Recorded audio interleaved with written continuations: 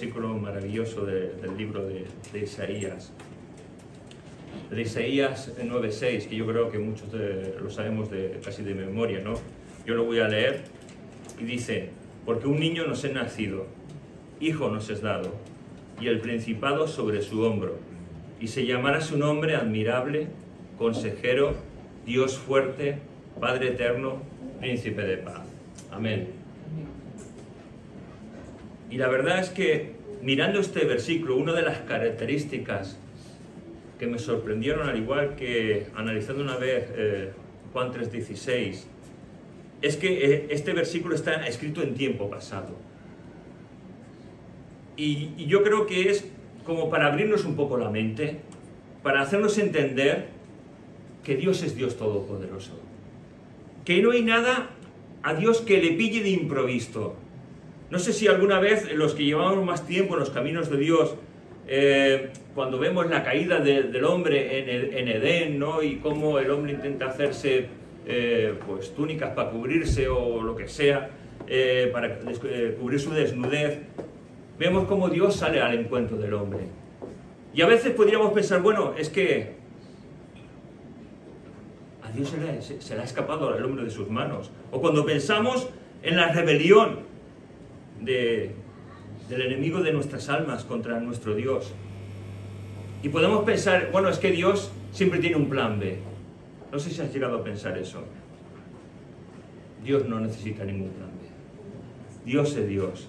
Y desde la eternidad, fíjate lo que te estoy diciendo, desde la eternidad, desde mucho antes de crear a los ángeles, de crear a los hombres, Él ya sabía todo lo que iba a pasar. Porque Dios es Dios Todopoderoso. Fíjate, esta profecía está escrita, porque está hablando de Jesucristo, indudablemente, para aquellos que tal vez no conocen mucho las Escrituras, la palabra, ¿no? Está hablando de Jesucristo y fue escrita 700 años antes de que Jesús naciera. Y en ese periodo de 700 años hubo como 400 años de silencio, en el cual parece como si Dios hubiese dejado de ser Dios y hubiese desaparecido. Pero son los silencios de Dios. Y aún en ese silencio que tal vez hubo, ¿creéis que Dios no estaba hablando? Claro que sí, sí, Dios siempre ha hablado. Dios ha hablado por su palabra. Ellos tenían a la ley y los profetas. Y Dios hablaba a través de su palabra. Siempre Dios ha tenido un remanente. Siempre Dios ha tenido una porción de hombres y de mujeres que lo aman y que lo buscan de todo su corazón. La cuestión es querer escuchar a Dios. La cuestión es no querer simplemente oír, sino escuchar lo que Dios tiene para hablarnos y para decirnos a cada uno de nosotros. Y todo esto nos da una enseñanza. No hay nada que se le escape a Dios. Y a veces nosotros pensamos que en nuestra vida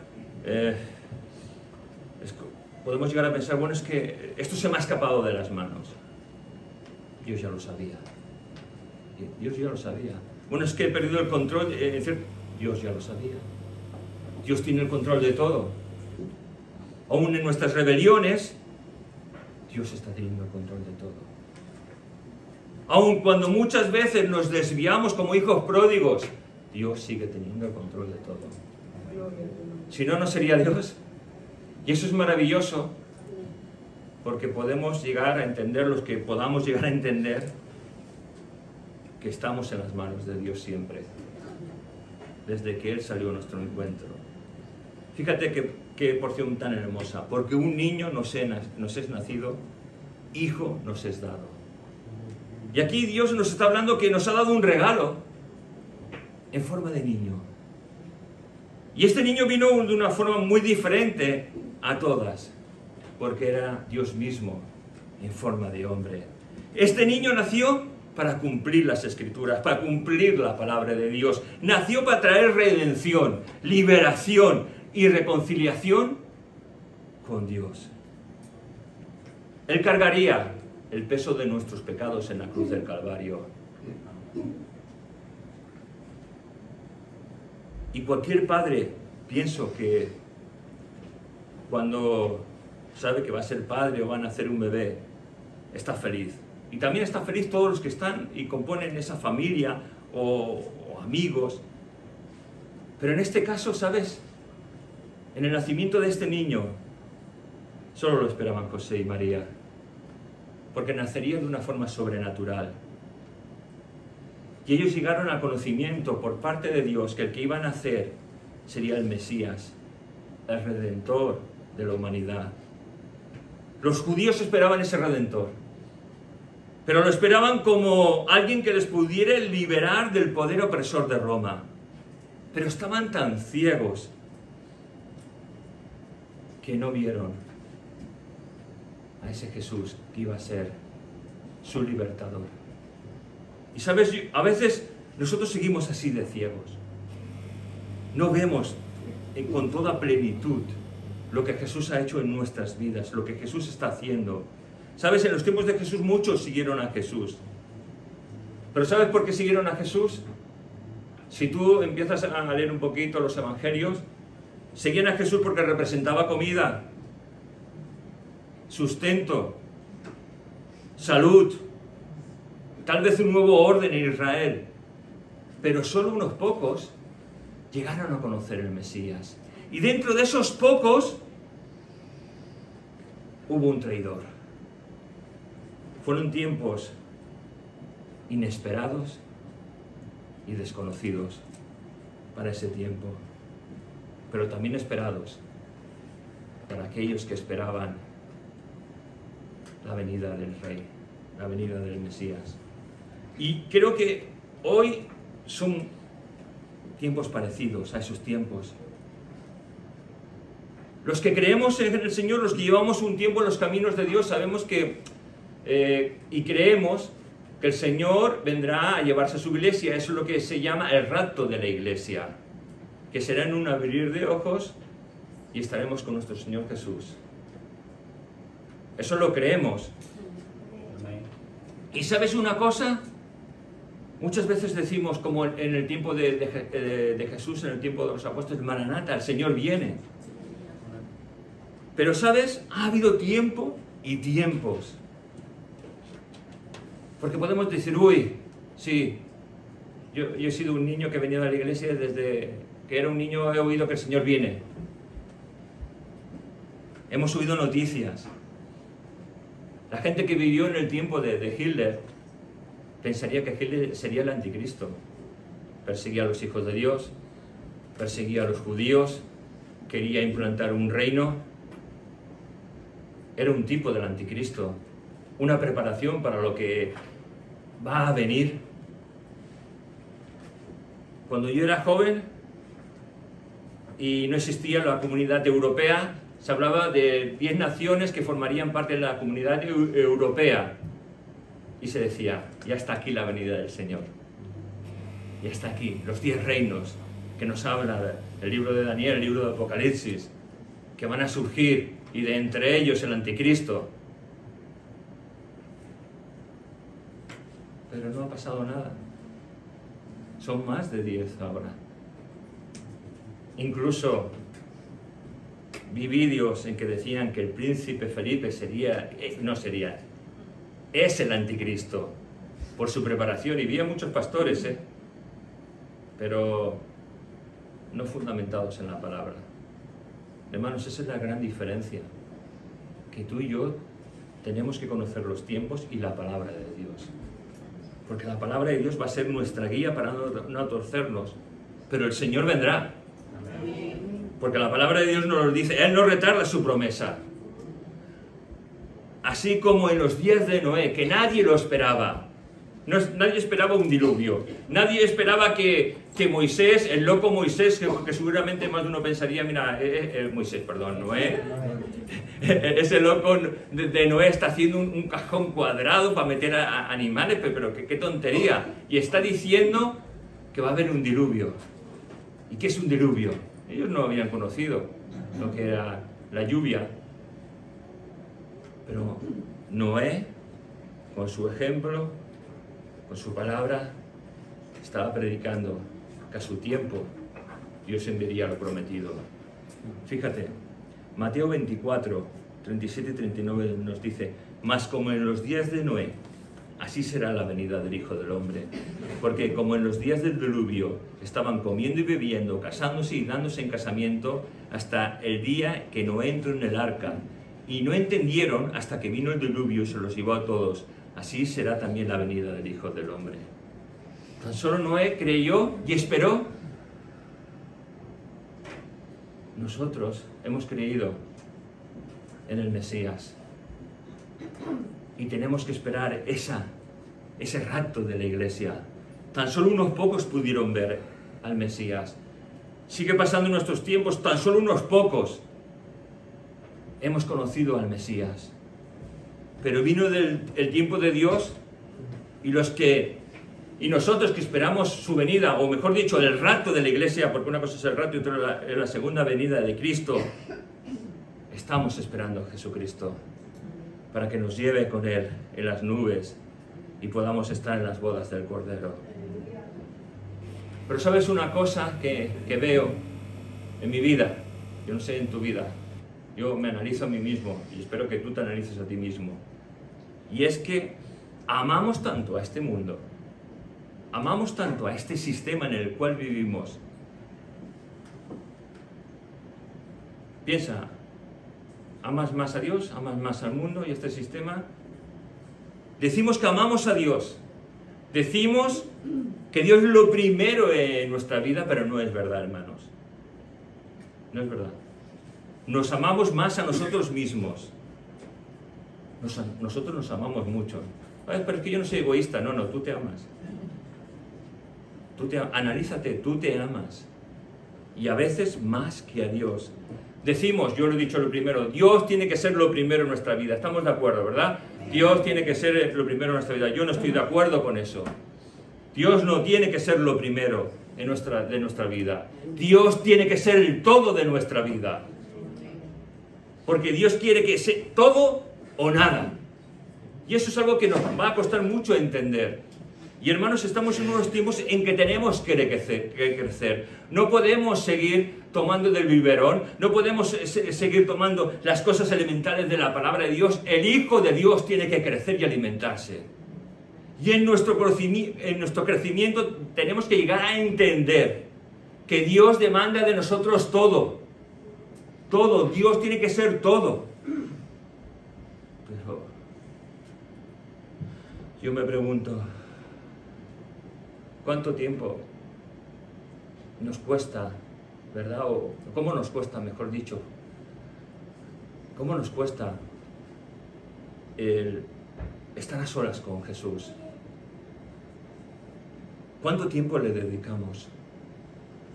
¿Cómo nos cuesta orar, leer la palabra, orar, leer, ayunar, hablar de Dios a otros? Y analizando y mirando mi vida, y tú mira la tuya, ¿de qué manera desperdiciamos el tiempo de nuestra vida? El tiempo que no volverá jamás. Y lo desperdiciamos. Y dedicamos más tiempo a nosotros, a nuestras cosas, a mirarnos a nosotros. Amarse a uno mismo, a mirarnos a nosotros, a mirar mis circunstancias. Y qué poco miramos a Dios. Nuestra mente es cautiva por nuestras emociones y sentimientos. Por lo que hemos llegado a aprender, que muchas veces no sirve para nada a lo largo de nuestro caminar religioso. Pero Dios quiere ser siempre todo en nuestra vida. Hermanos, nuestra mente tiene que estar cautivada por Dios. Nuestra mente tiene que ser llevada cautiva a Dios. No que nuestros sentimientos cautiven nuestra mente. Y es una lucha constante en la que Dios tiene que ganar. No nosotros, no nuestra mente, Dios tiene que ganar. Hijo nos es dado. Desde la eternidad, Dios prepara un regalo. ¿A quién no le gusta un regalo? ¿No os gusta un regalo? A mí sí me gustan los regalos. Pero un buen regalo. O sea, no algo que te compre. Yo no sé si ha llegado tu cumpleaños, os soy sincero. Ha sido mi cumpleaños y yo he visto como alguien, no voy a decir de dónde, si es de mi familia o no de mi familia, me ha comprado un regalo y es de los chinos. Yo cuando compro un regalo no voy a los chinos. No quiero decir que no esté mal, ¿eh? No quiero decir que no esté mal. Pero si hubiese sido de los chinos y hubiese sido buscado con interés, con ganas, yo lo hubiese apreciado. Pero cuando ves que es algo que te regalan de aquella manera, pues a mí no me gusta, sinceramente. ¿O os gusta a vosotros? Claro que no. Pues Dios ha preparado un regalo, un don desde la eternidad, un regalo hecho a los hombres, Jesucristo. Hermanos, es maravilloso que Dios desde la eternidad ha preparado un regalo así, porque ese regalo nos abre la puerta a la vida eterna, para reconciliarnos con Dios. Nosotros, tú y yo, estábamos muertos en nuestros delitos y pecados, pero Dios nos dio ese don inefable, Jesucristo, para reconciliar nuestra vida con Dios. Según Corintios capítulo 5, versículos del 17 al 19 nos dice: de modo que si alguno está en Cristo, nueva criatura es.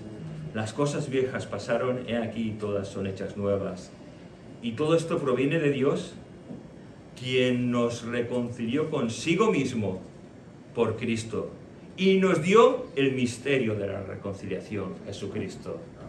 Hermanos, qué maravilla. Al hombre se le ha dado el mayor de todos los regalos. No hay regalo como ese. Es Jesucristo. Dios nos ha dado a Jesucristo, como en Juan 3:16, que nos dice, que podemos utilizarlo como ilustración. De tal manera amó Dios al mundo, que dio a su Hijo unigénito, para todo aquel que en él crea, no se pierda, mas tenga vida eterna. Amén. Este también es un versículo que habla en pasado. Muchas veces cuando vemos la palabra mundo pensamos que habla del hombre. No está hablando del hombre, hermanos. La palabra griega es cosmos. Y está hablando de todo lo creado. Es que Dios amó toda su creación. Y dentro del amor de esa creación, Dios quiso reconciliar al hombre pecador consigo mismo. Y envió a Jesucristo. Se envió a sí mismo para reconciliarnos con Dios. Sigue diciendo este versículo: y el principado sobre su hombro. Y esto nos habla del carácter real y de la autoridad de Jesús, del Mesías. En el hombro se solía llegar como un estandarte, como un emblema. Era una señal de gobierno y de autoridad. Y Jesús vendría a llevar una gran carga sobre su hombro. Él vino como el Mesías. En su segunda venida, no en el rapto, en su segunda venida, Él vendrá no como un cordero, no como el Mesías, vendrá como aquel que es el Rey de Reyes y Señor de Señores. Aleluya. Apocalipsis 17:14 dice: pelearán contra el cordero y el cordero los vencerá. Y ahora nos dice: porque Él es el Señor de Señores y el Rey de Reyes. Y los que están con Él son llamados, elegidos y fieles. Gloria a Dios. Y en su vestidura y en su muslo, Apocalipsis 19:16, y en su vestidura y en su muslo tiene escrito este nombre: Rey de Reyes, Señor de Señores. Ese es nuestro Señor, ese es Jesucristo. Es el único Rey que gobernará por toda la humanidad. Yo no sé si habéis visto esas películas que siempre sale como una especie de dictador que dice: voy a hacer un imperio que va a durar 1000 años. ¿Habéis visto alguna película así? Hay muchas en las que sale. Incluso Hitler quería hacer un reino, un imperio que duraría 1000 años. Qué casualidad, ¿no? Que el Señor, cuando venga a instaurar su reino, serán 1000 años y después toda una eternidad. El único que puede cumplir eso es Jesucristo. Solo es Jesucristo, hermanos. Es el que va a reinar por toda la eternidad. Y su reino, hermanos, no tendrá fin. Su reino es eterno. A ese reino pertenecemos aquellos que somos hijos de Dios. Si no eres un hijo de Dios, yo te invito a que te acerques a Jesucristo, a que pidas perdón por tus pecados, a decirle que entre en tu vida, que pase a morar en ti. Que de verdad Dios sea tu Salvador y Señor. No es hacer una oración, es experimentar a Dios, es experimentar cómo perdona tus pecados, es experimentar la gloria de Dios en tu vida y empezar una nueva vida, agradando, no a mi vida, sino agradando tan solo a Cristo.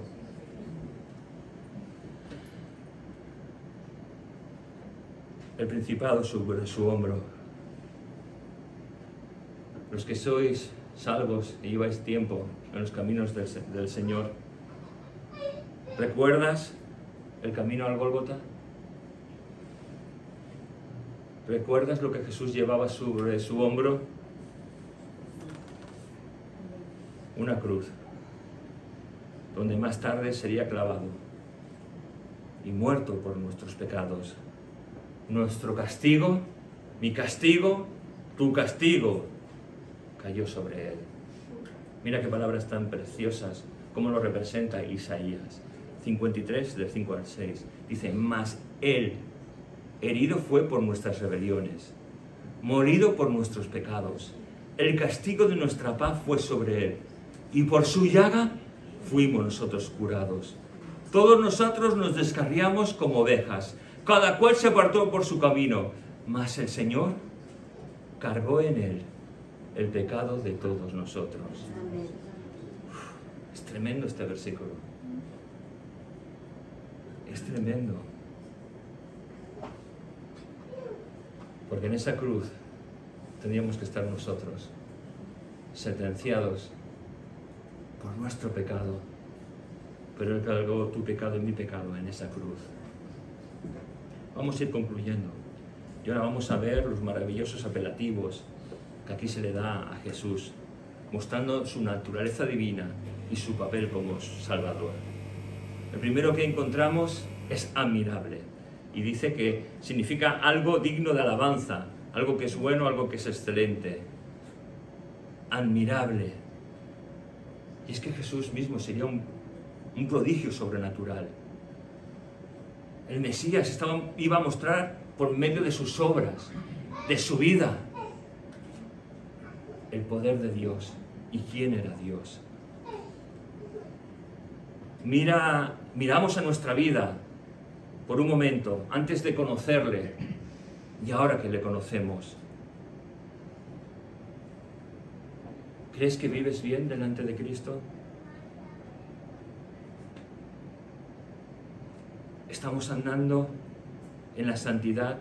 ¿Soy un creyente o soy un religioso? ¿Cómo ha sido mi caminar y tu caminar con Jesús?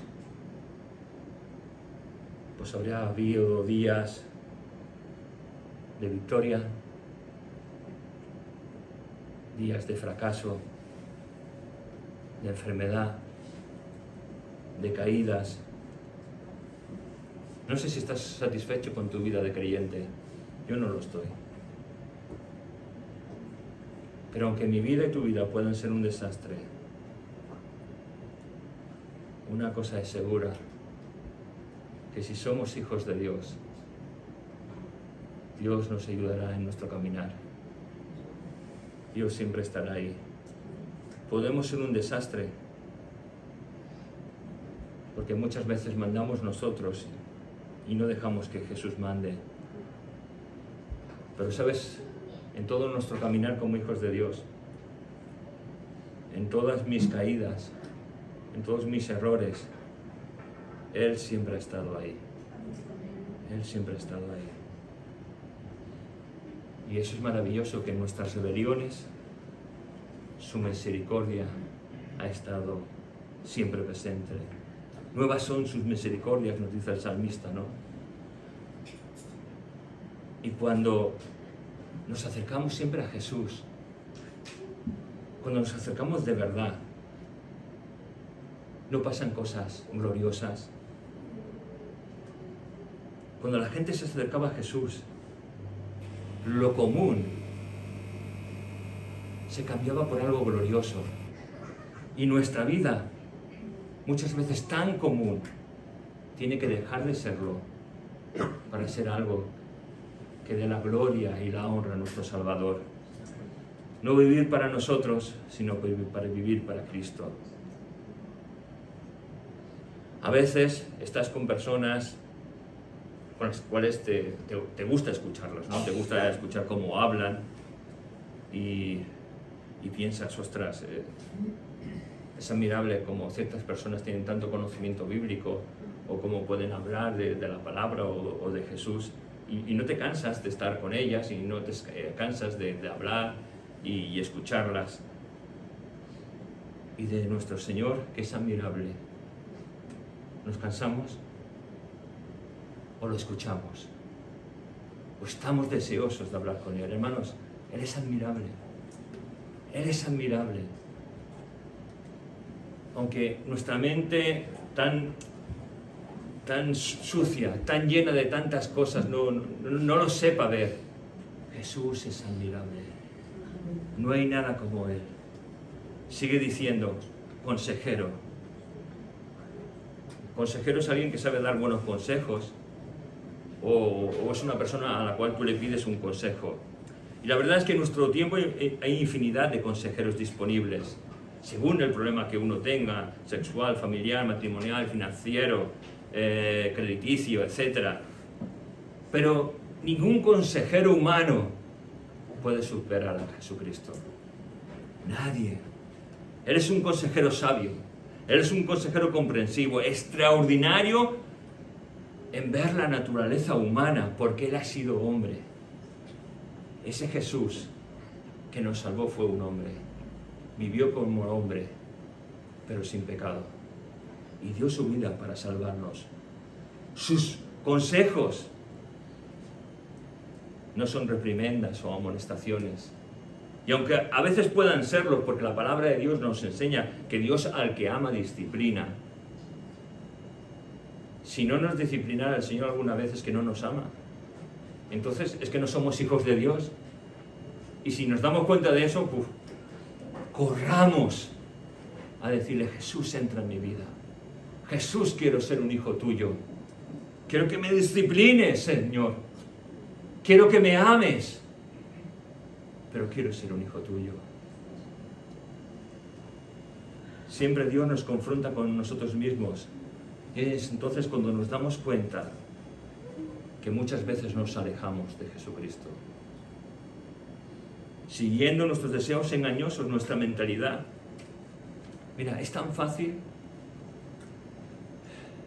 engañarnos. Los hijos de Dios tendríamos que ser astutos y fuertes. Pero ¿por qué no lo somos? Te viene alguien del mundo, un amigo que no es hijo de Dios, un compañero de trabajo, un compañero de estudios, y te dice, ¿y por qué no haces esto? ¿Y por qué no haces lo otro? Y en tu mente empieza a haber una lucha. Pues es verdad. Pero en nuestra mente no tendría que haber esa lucha. Porque si en nuestra mente hay una lucha es porque algo de ello no es correcto. Bueno, pero es que todo me es lícito. No. Si en tu mente y en mi mente hay una lucha, es que ya no es correcto. Porque si fuera lícito, no habría lucha en mi mente ni en tu mente. Hermanos, somos tan fácilmente seducidos y engañados. Nuestra mente tiene que estar llena de Dios. Nuestra mente tiene que estar llena de Jesucristo. Mira, tú puedes ir a muchos consejeros, pero no hay ninguno como Jesucristo. No hay ninguno como Jesucristo. Podemos pensar personas con conocimiento adquirido o con conocimiento que pueda muchas veces entendernos y comprendernos, que incluso pueden aconsejarnos correctamente, pero no puede ser sustituido por Jesucristo. No puede ser sustituido por Dios. Hermanos, aún nosotros que somos hijos de Dios, tenemos que ir a Cristo. En primer lugar, siempre a Cristo. Confesarle a Él nuestros problemas. Claro, en nuestros tiempos tenemos muy de la mano los psicólogos. Pero los psicólogos fallan, lo sabes, ¿no? Y un psicólogo necesita a otro psicólogo muchas veces para poder despejar su mente. Después estamos los pastores. Digo después. Primero tenía que ser Dios al que acudimos. Y en segundo lugar, a los pastores. ¿Por qué? Porque los pastores en un momento dado pueden analizar tu vida y verla a la luz de la palabra de Dios. No van a buscar el conocimiento, van a buscar la sabiduría que tan solo proviene de Dios. El psicólogo busca el conocimiento humano y aconseja conforme al conocimiento humano. Yo no digo que esté mal, ir a un psicólogo, no lo estoy diciendo, pero te estoy diciendo las vertientes que hay. El psicólogo te va a aconsejar conforme a lo que él ha aprendido. El Hijo de Dios, los pastores o el consejero pastoral te va a aconsejar a través de la palabra de Dios. Y aún así, los pastores muchas veces fallamos. Pero Dios no falla. Dios no falla. Nuestra vista nunca tiene que estar en los hombres, sino en Jesucristo, porque Él es la sabiduría perfecta, porque solo Él tiene palabras de vida eterna. ¿Sabes? Desde el momento que tú y yo fuimos concebidos, Él sabe de nosotros, de nuestras inquietudes, de nuestros anhelos, de nuestras esperanzas. Su sabiduría no es nuestro conocimiento, ni la sabiduría que Dios nos puede dar. Él, solamente Él, Jesucristo, nos quiere guiar a toda verdad. Él nos da la comprensión para que podamos muchas veces entender las situaciones y otras veces tan solo nos deja que confiemos en Él. Job es el vivo ejemplo de ello. Job no sabía lo que estaba pasando, pero vosotros que conocéis la palabra y veis la vida de Job, fue todo tan traumático en él. En un momento determinado se queda sin su sustento. En un momento determinado se queda sin sus hijos. Pero vamos, así, pum, pum, pum, pum. En un momento determinado le sale una sarna. Hermanos, si Job aguantó y confió en Dios, ¿cómo a nosotros no hacerlo, verdad? Ir a nuestro verdadero consejero. Cuando vayamos a Jesús como nuestro consejero, no vayas a decirle lo que Él nos tiene que decir. ¿Sabes? Es muy habitual en nosotros que vamos a orar, tenemos un problema, una dificultad, vamos a pedir esa consejería a Jesucristo y decimos: Señor Jesús, mira, gracias porque voy a hacer esto, lo otro. Gracias, Jesús, qué buen consejo me has dado. Pero, ¿esto es pedir un consejo? El consejo sería lo que nos dice la palabra: Señor, si tú quieres, haremos esto u otro, pero tan solo si tú quieres que lo hagamos. Y Señor, danos la sabiduría para poder saber. No vayas a Dios a decirle lo que Él tiene que decirle. Ves a Dios a decirle qué tengo que hacer, porque Él es nuestro consejero. Dios fuerte significa alguien que tiene poder y autoridad. Y en Jesucristo habitó corporalmente toda la plenitud de la deidad. Todo ha sido hecho por Él y para Él. El mundo, los planetas, el universo, la eternidad. Él es el que nos sustenta, Él es el que nos salva. Él es aquel en que podemos echar todas nuestras inquietudes y temores. Pero ¿sabes cuántas veces tú y yo hacemos a un Dios grande un Dios pequeño? A un Dios que no puede ayudarnos. A veces, sinceramente pensamos, claro, es que te he fallado, Señor, o ha sido errores míos, y pensamos que Dios no puede ayudarnos. Pero la Biblia nos dice que todo acontece para bien a aquellos que aman a Dios. Muy bien. Todo acontece para bien. Aún nuestros errores, Dios nos va a enseñar. Dios nos va a corregir. Y Dios va a sacar muchas veces de un mal una bendición. No limitemos el poder y la ayuda de Dios, hermanos. Dios es el Todopoderoso.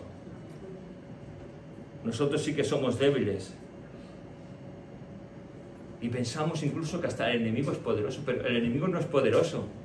El que es poderoso es Jesucristo. Porque Él tiene todo el poder y toda la autoridad. Tú y yo tan solo tenemos que creer la palabra, la revelación que Dios nos ha dejado a través de Jesucristo. Mirad, en nuestras iglesias evangélicas incluso tenemos supersticiones que hemos adoptado. No, en nuestra iglesia no, aquí somos puros santos, ¿no? Pero a veces tenemos expresiones como yo bendigo, yo te bendigo, yo proclamo, yo recibo porque lo digo y lo repito. Los bautismos. Ahora se van a bautizar 2 hermanos, Andrea y Misael. En nuestro concepto de espiritualidad tienen que llevar una bata blanca que les arrastra. En los tiempos de Jesús iban con bata blanca a bautizarse. ¿No? ¿Os lo habéis preguntado? No, es que simboliza, o hay que llevar una camiseta blanca, porque simboliza la santidad.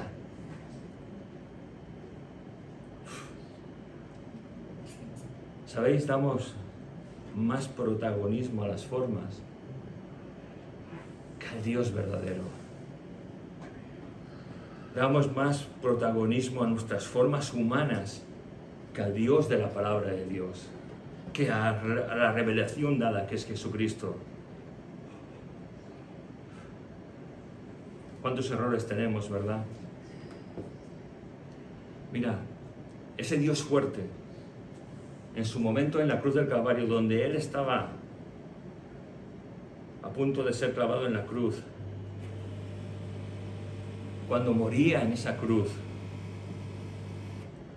en ese momento tal vez de debilidad, que en nuestra mente podemos pensar de debilidad, Jesús estaba venciendo.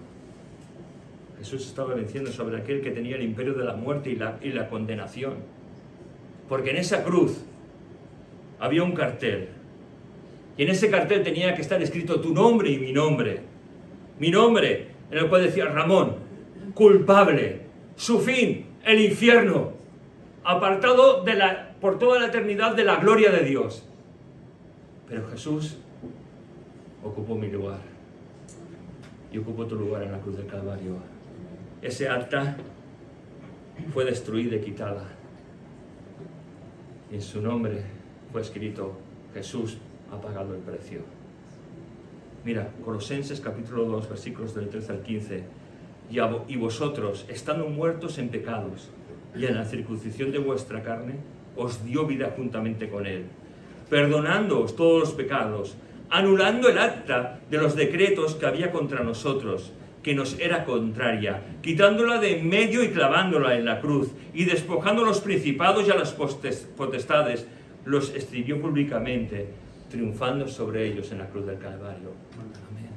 Ahí en la cruz, en su muerte y en su resurrección, hubo algo que no se vio, algo maravilloso, y es que Jesús vencía sobre todas las potestades del infierno.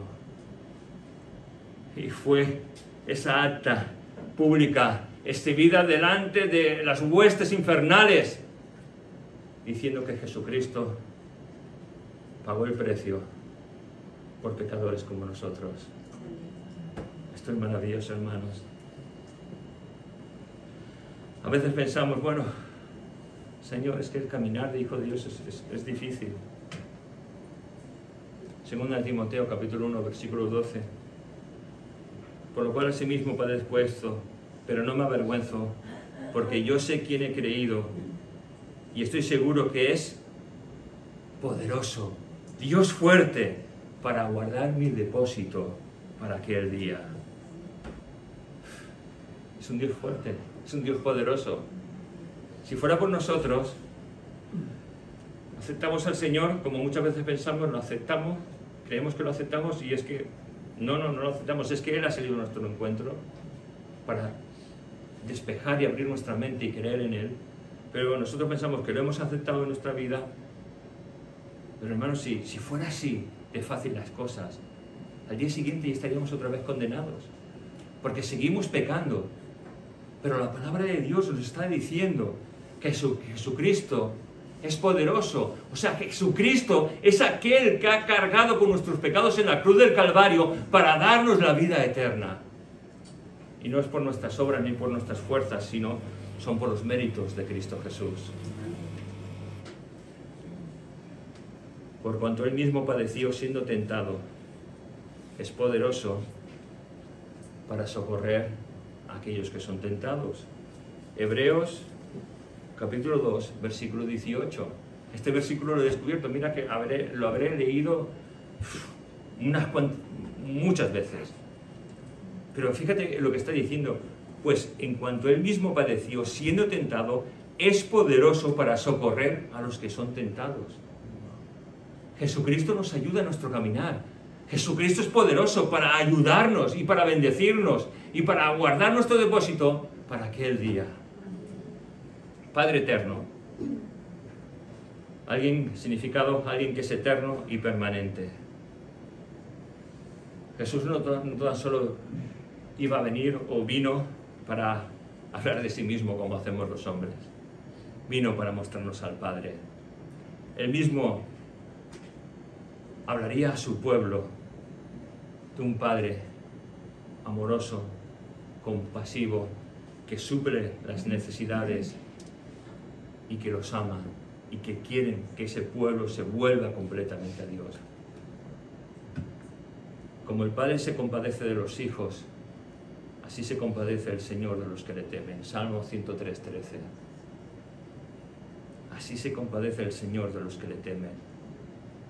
Qué maravilla nuestro caminar cristiano como hijos de Dios.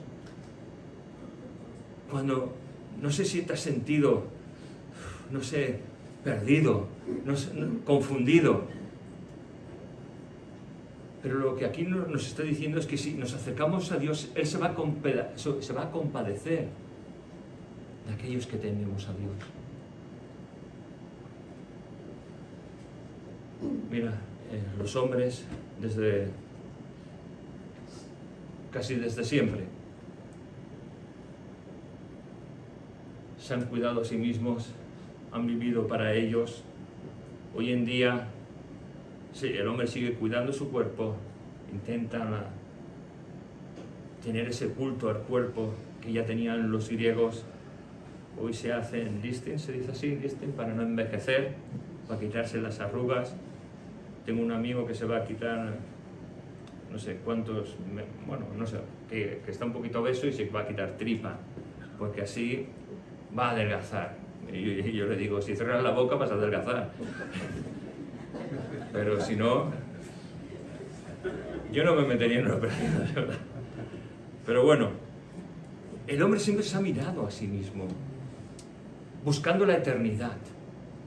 Pero la eternidad solamente se encuentra en Dios. La eternidad, fuimos creados con el principio de eternidad. Y por eso el hombre siempre quiere cuidarse constantemente, no quiere envejecer, no quiere morir. Pero para nosotros los que somos hijos de Dios, la muerte tan solo es un paso hacia algo maravilloso, hacia la eternidad con Cristo Jesús. Ese Padre se manifiesta a nosotros como un Padre amoroso, como un Padre que nos quiere cuidar, como un Padre que nos quiere bendecir, que nos quiere ayudar. Muchas veces los hijos de Dios tenemos una figura distorsionada de Dios Padre, pero Él es nuestro Padre amoroso, que está ahí para ayudarnos por toda la eternidad. Padre eterno. Hoy en día se nos ha metido una frase que este mundo la ha metido a sangre y a fuego. Vive la vida que son 2 días. Vive la vida que son 2 días, es verdad, hermano, ¿verdad? Tenemos que vivir la vida que son 2 días. Porque hoy tengo 18 años y en un plis plas tengo 70. Vive la vida que son 2 días. Pero ¿y qué hay del concepto eternidad? Porque incluso nosotros los hijos de Dios pensamos, hay que vivir la vida. No, no nos equivoquemos. Hay que vivir la eternidad. Y la eternidad ya ha empezado cuando Jesucristo vino a nuestras vidas. La eternidad ya está en nosotros. Pero tenemos que vivirla. No como nosotros pensamos, sino como la palabra de Dios nos enseña. Erradicando de nuestra vida todo aquello que no honre ni dé la gloria a nuestro Dios.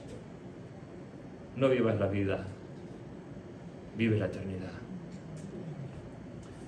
Príncipe de paz, voy a intentar. Vale. Príncipe de paz. Significa alguien que trae paz a los corazones y a las naciones. Jesucristo será el único líder que de verdad vaya a traer paz al mundo. Él es el gran pacificador.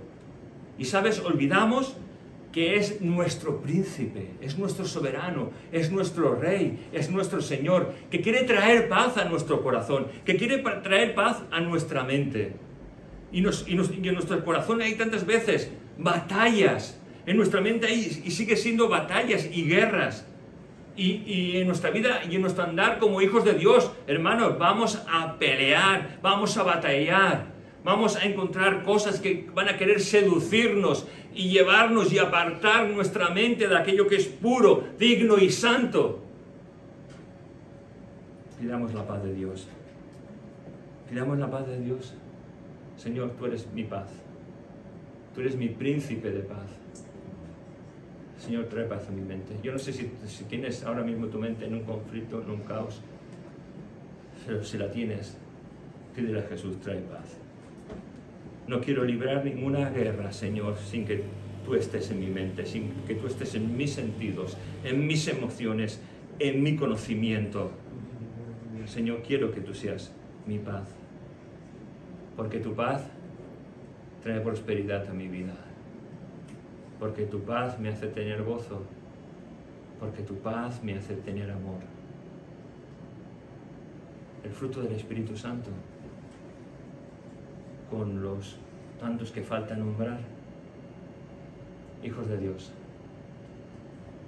tenemos un regalo tan maravilloso que hemos recibido y que a veces no sabemos apreciar.